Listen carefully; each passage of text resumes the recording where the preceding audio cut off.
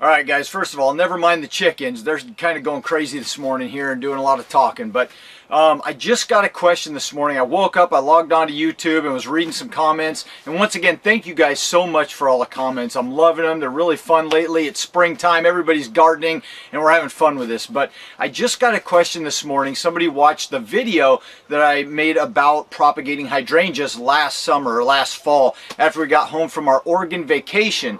And they said, all right, Mike, so you got all the cuttings done and it's September and they're starting to root out. Now what do you do with them? What'd you do all winter with them?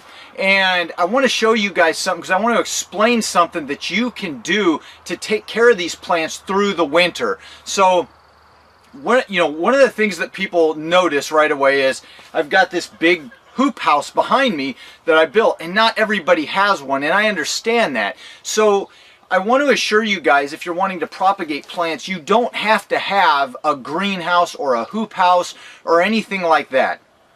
You can have just a little house in a neighborhood, even with just a little yard, and you can get by propagating plants and carrying them on through the winter just fine. The first thing is, if you're propagating plants and you're worried about the temperatures at all through the winter, you really probably should be propagating plants that are appropriate for your area. So plants that are going to be cold hardy in the lowest temperatures you get down to. Plants that are cold hardy to that temperature. So if you're in a real freezing temperatures like the northern states like Illinois or Ohio or maybe even Iowa, I've never been there, but I think they get colder in those areas. And freeze pretty good through the winter, you're going to want plants, maybe even more deciduous plants, landscape shrubs, that lose their leaves and can take colder, harsher temperatures. And so they're going to be more likely to survive through the winter. But I want to assure you that rooted cuttings are just as hardy, can be just as hardy and healthy as more mature plants. Now, with rooted cuttings, they are smaller and of course a little more delicate because they're just fresh new roots, and if you just have them up out of the ground going through the winter, you may need some form of protection for them, especially if they're on the edge of that cold hardiness that we're talking about for your area. But if you're rooting something that is completely hardy for your area, you should be fine. Now, when I talk about needing some form of protection, I'm talking about you could use something as simple as a plastic tote from a big box store. That's one. Two, you could use a tree. If you have a big tree in your backyard, that even a deciduous tree that loses its leaves, the branches will help to keep some frost off of the ground down below that tree. So in regard to overwintering your cuttings, let's get back to answering that question. Mike, what do you do with all these hydrangeas once you've propagated them in September? Well, you could do two things. You could stick them right in the ground, and I have done that to prove to myself that rooted cuttings do fine through the winter. Once again, it's going to depend on the cold hardiness of the plant in your area. But so that's the first thing. You could put them right in the ground, and if you've got another month of warmth maybe, they will have a chance to get some roots established into the ground before the freezes of the winter, which is a good thing. And then the best thing you can do then is just mulch over the surface of the ground there, so it protects the cuttings' roots. And that's the big thing. Number two, you could somehow overwinter them in a frame like a hoop house like this, or in some kind of a tote that you've got. So I want to take you over here and show you guys how those hydrangeas look now. So I got those cuttings stuck in the fall of last year, and I ended up taking another video that I don't know if you've seen or not. It's up on my YouTube channel now. A few months ago, when I actually potted those cuttings up and put them in 1 gallon pots. And anyway, I showed that video, and now I'm going to show another video several months later. It might have even been 3 months now, on how the growth is going, and show you that these things really can go through the winter just fine after they've rooted in the fall months. So let's go take a look at that now.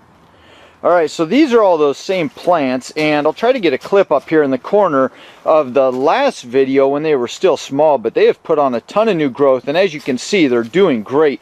So these are all of the blue hydrangeas. If you remember, the ones that I got from the cuttings that I took from that nursery that had a huge blue hydrangea with big blue heads on it of flowers. And then this is the glowing embers, and you can see the blue ones, man, they've even got flowers here just starting to form. But they are just taking off great, and you can see there's one less in there because I actually gave one to my dad. He really wanted one, so I gave him one of them, so we've only got 4 of them now, which is just fine. You can, you know, propagate these things like crazy. But and so of the glowing embers, only one of them took, and I think it was because, if I remember right, this was the variety that I actually messed with the most when I was showing you guys in the video, and I was pulling them out of the rooting medium and ended up disturbing them quite a bit. But the glowing embers, I've got one of there. Oh, and actually I had 2. I gave one of those to my dad as well. There was a pot sitting right there. So I got 2 of the 4 of those to take. I think all of the blue ones took. And then the Hug Point rhododendron, not looking so special, but it's growing, and you can see new growth coming out of the top there. It's growing on just fine, and I think through the summer it'll do better and better. But I really want to make sure I keep this one because, once again, I found this just on the side of the road. It was a beautiful rhododendron, and it's all the way down in Oregon, which is quite a drive, and I'd like to see this one make it. But 2 of the 4 of those made it.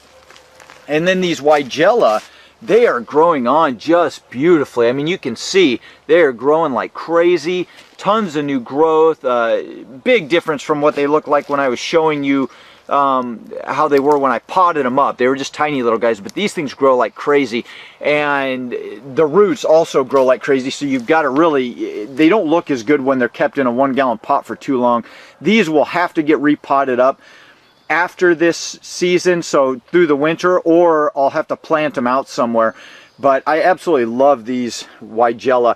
And then we've got the Java Red Weigela. Now, of the Java Red, I'm not sure why. Usually I have better success with these, but I've got 1, 2, and then 1 in the back. So 3 total that took out of the 7. I should have had better results. I'm not sure why. And in the past, I've taken tons of tons of cuttings of the Java Red Weigela, and they've rooted on just fine with no problem at all. So I'm not sure what caused that this year, but you can see the ones that I've got are growing just fine. So all of this goes to show, guys, that you can get these cuttings to make it just fine through the winter. And obviously, especially those hydrangea and the variegated Weigela are growing just beautifully here. We're at June, what's today? June 12th, I think. And we've had a really cool spring. It's just been really cool, almost cold around here lately. And they're still just growing beautifully. So let's talk a little bit about how to overwinter them. You can see that it worked great. They're doing fine. And to answer that question thoroughly that I got from the viewer this morning, if you don't have a setup like this, and the reason I use this hoop house is because, 1, I have it, but 2, you can see all the shade cloth here is a barrier between us or between the plants and the open weather. The 2 big things that you're really worried about in regard to, you know, your rooted cuttings going through the winter are going to be, 1, frost, and you really want to try and protect them from frost, from hard frost, because the plants might be one temperature in their little pots sitting outside, and then all of a sudden you get a real cold snap and that frost can settle and just cook those leaves and those new little cuttings. And so you want to protect from frost, which this does perfectly, and you also want to protect from the drying winter winds. So in the winter when it's real cold, it tends to be drier, there's not much humidity, and the wind can just suck the life out of these cuttings. And so that's why I use this hoop house, but you don't necessarily need this hoop house if you don't have one. Let's go take a look real quick and see what you can do and talk about this so that you can get your cuttings to go just fine through the winter. Alright, so like I said, I've got this hoop house, and it's got the plastic film on it, and this stuff protects really well from frost. And all of my potted cuttings here, these are my rhododendrons from, they've been, what are these guys, are 1.5 years old now, and I just potted them up a month ago, and they're doing great. They don't need quite so much protection, but This is what I use for getting cuttings through the winter or what I would use if I didn't have the hoop house, but what I actually did use for those guys down the way through this winter. So I had all of those hydrangea and the Weigela just sitting in here, and this is the same tote that you saw me root them in, and they're just sitting in here through the winter, and all I did was I just cracked the lid like that because I wanted plenty of airflow through there through the winter, but I didn't want the humidity anymore, but I wanted to protect them from, you know, the hard frosts and the winter winds.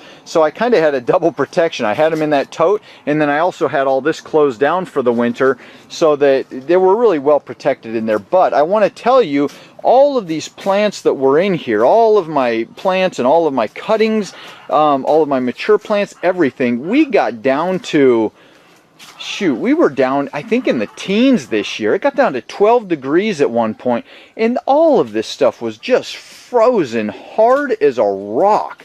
And so it's not the freezing temperatures that you need to worry about as long as you've got plants that are appropriate for your area. It's the frost and the heavy winter winds that can dry things out. So if you're trying to protect all this through the winter, what you should be thinking about is protecting from those two things. So if you don't have a setup like we've got here, which you absolutely don't need, what you could do instead, let's just walk right through here on out. Now, not everybody's got all this acreage, and you don't need that, but these trees over here, if you're trying to protect from frost, you could be right over under these trees and completely protect your cuttings without having to worry about it at all. And what I would probably do, if you have an oak tree or a maple tree or a fir tree or some place like this that's out of the weather, there's this huge fir tree right here, or a couple of them, and they've got branches coming all the way to the ground. I would just put the cuttings in that tote and then place that tote with the lid slightly open, just right under there, butted right up against the trunk of that tree. And all of these branches, you come out here in the winter when there's snow or frost or any of that, and everything under that tree will be completely protected. You won't find any frost under there, and that's what you're looking for. So if you're trying to protect all your cuttings and get through the winter without having a hoop house, then you definitely want to use the trees. You can use a fence if you have, you know, just a small little yard. You can put them right next to a fence, and that protects from winter winds, and you could get by just fine like that. So anyway, I think I'm dragging this video on a little long, but I hope that helps. If you guys are trying to protect your cuttings through the winter, the best thing to do if they're just freshly rooted is to put them in some type of a tote with the lid just sort of cockeyed so that they're protected from the frost and the winter winds, and maybe up against a fence or under a tree. And then of course, as you know, if you have a hoop house like this, that's going to be the perfect place to put them. Like I said, yes, you can plant rooted cuttings right out onto your property in the yard, but if you do it that way, you'll definitely want to mulch really heavily, and you'll want to make sure the plant is appropriate for your area. So anyway, I hope that answers your guys' questions, and I hope you're able to use that information and move forward and have some nice rooted cuttings this fall, get through the winter for you. So if you guys like this and you want to follow along and check out some more videos about plant propagation and see what we're doing here on the farm, just hit the subscribe button, like the video, and if you have any questions, comment down below and I will answer your questions as soon as I get to them. Thank you guys for watching. I'll see you in the next video.